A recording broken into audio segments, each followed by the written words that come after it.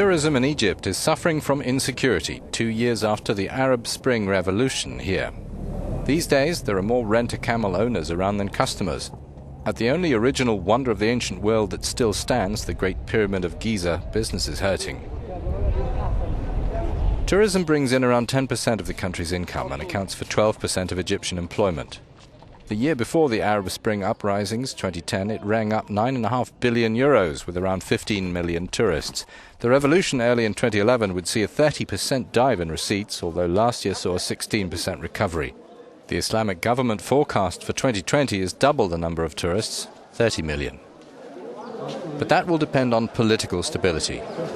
With sectarian strife, labour demonstrations and the common phenomenon of Baltajia organised bullying squads, the Minister of Tourism, Hisham Zazu, is said to have called for broad political support to ensure the protection and sustainability of tourism. This boatsman, who earned a living from taking tourists along the Nile, says that tourism structures used to approach full capacity in Hurghada, Sharm el-Sheikh, Luxor, Cairo and Aswan, but that now they're struggling. The country's living in a disaster, he says.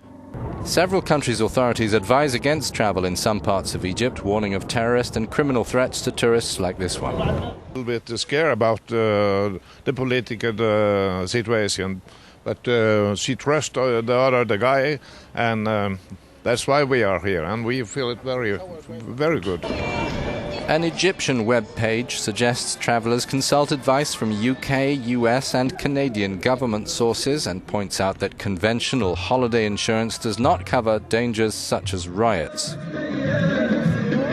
Our correspondent in Egypt says before the Egyptian revolution, places like this were filled with Arab and foreign tourists, but today we see beautiful places empty, where hospitality entrepreneurs are hoping for a revival after being kept in the shade by political and security uncertainty. محمد شيخ إبراهيم، Euronews، السويس.